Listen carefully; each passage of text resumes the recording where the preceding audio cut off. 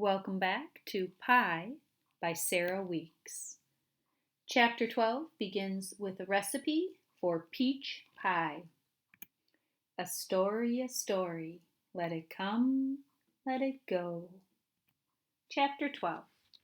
A couple of days later, Charlie Erdling showed up at Alice's house with a paper bag full of peaches. "They're Red Havens," he told Alice, "the same kind your auntie always used. I saw them at the A&P this morning, and it came to me in a flash." "What came to you in a flash?" asked Alice. "We ought to make pie." "Oh, no," said Alice, covering her face. "You're not thinking about trying to win the blueberry now, too, are you? Isn't it enough that we got our pictures on the front page of the paper?" The Ipsy News had printed a big picture of Alice and Charlie standing arm in arm under the headline, "Real Life Sky King and Penny Solve Local Mystery." "I wasn't thinking about the blueberry," said Charlie. "I was thinking about my grandma's perfume. Since peach was your favorite pie, I thought maybe if we made one, the smell of it would do the trick for you." That was the moment when Alice knew for sure that she and Charlie Erdling would be friends for the rest of their lives. "I have something to show you," Alice said. She led Charlie out into the kitchen and handed him a battered old cigar box. Inside were dozens of folded up pieces of paper, all of them stained and tattered from years of use. "Aunt Polly's recipes," Alice told him. "The police found them in Jane Quisenberry's suitcase." Charlie's eyes got very wide. "Is the secret pie crust recipe in there?" Alice shook her head. "No," she said, lifting up one of the papers from the box and unfolding it. "But this one is." It was the recipe for Aunt Polly's peach pie.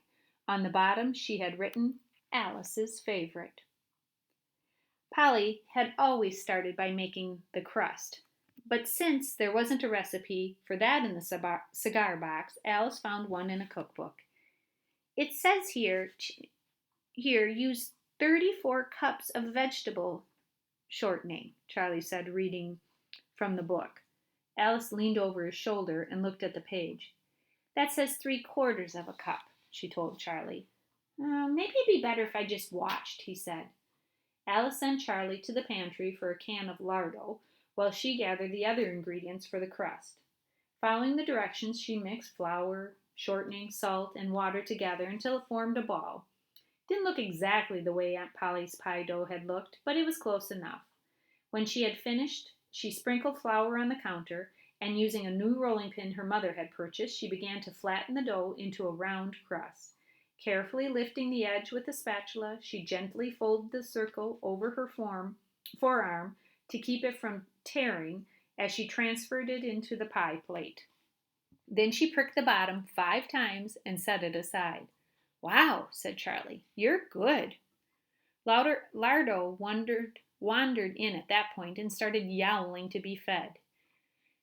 "You want me to fry him up some sardines?" asked Charlie. "He already ate," Alice said. "Mom falls for it every time. She's a total pushover, just like Aunt Polly was." As soon as Lardo realized Alice wasn't going to feed him, he quit the starvation act and waddled out of the kitchen, his big belly dragging along the linoleum. As he passed through the living room, Alice's father sneezed. "Good morning, Lardo," he said from behind his newspaper.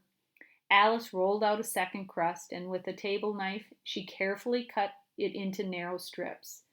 "What's that for?" asked Charlie. "We're going to make a lattice top later." "We?" said Charlie. "I'll show you how. It's easy." Next, it was time to prepare the peaches for the filling. "Your auntie's recipe says they're supposed to be peeled, but it doesn't say how to do it." It was almost as if Aunt Polly were inside Alice's head, telling her what to do. "Like this, Alice, remember?" Alice placed a peach in a big slotted spoon and lowered it into a bowl of hot water. She counted slowly to 20, then she lifted the peach out and put it into the bowl of cold water. Charlie had filled and placed it on the counter for her. She counted to 20 again, then she removed the peach and held it in her hand. "Good gravy," said Charlie as Alice slipped the loose skin off with her fingers, revealing the glistening yellow flesh beneath. "It's like magic." Your turn, said Alice, handing Charlie the spoon. When they had removed all the skins, Alice's mother joined them in the kitchen just long enough to help cut the peaches and chop the crystallized ginger. After that, Alice measured granulated sugar and sprinkled it over the sliced peaches. Then she showed Charlie how to scoop brown sugar out of the box and pack it down in a measuring cup with the back of a spoon. They used to set little tin spoons to measure the cinnamon and they used a set of little tin spoons to measure the cinnamon and tapioca pearls. Now what? Asked Charlie. Alice poured the peaches into the pie pan and laid 4 strips of dough across the top. Then she handed Charlie a long strip and told him to start in the center. Weave it over one and under the next until you get to the other side. Alice had to help, but eventually Charlie caught on. That was fun, he said when they finished. Alice carefully slipped the pie into the oven.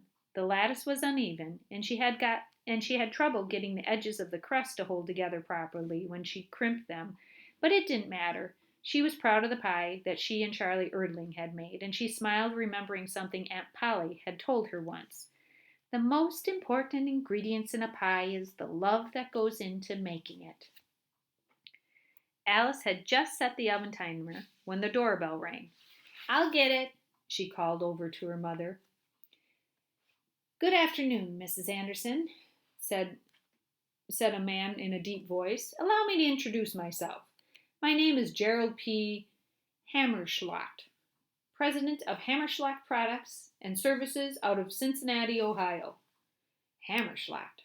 Why did that name sound so familiar? Whatever you're selling, Mr. Hammerschlacht, I'm afraid we're not buying today, said Alice's mother.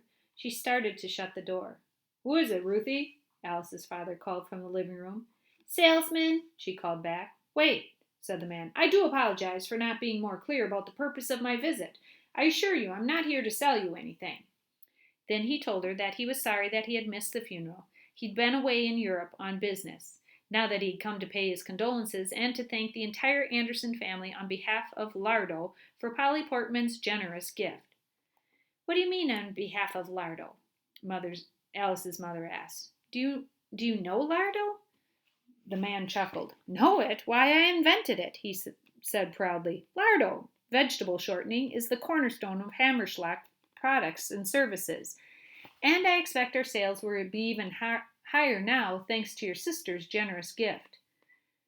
What gift? Asked Alice's father, who had joined his wife at the door now that he was going to see what was going on. The pie crust recipe, said Mr. Hammerschlacht. I met with Miss Portman some years back, not long after she'd won her first Blueberry Award. I'm here to honor my part of the agreement we made. This was the point at which Alice's parents invited Mr. Hammerschlacht to come inside. A few minutes later, Alice's mother came into the kitchen, weeping uncontrollably, and asked Alice to come join them in the living room. You're not going to believe it, she told Alice, hugging her tightly. You're just not going to believe it. Oopsie. A story. Let it come. Let it go. We're almost to the end, readers. See you next time.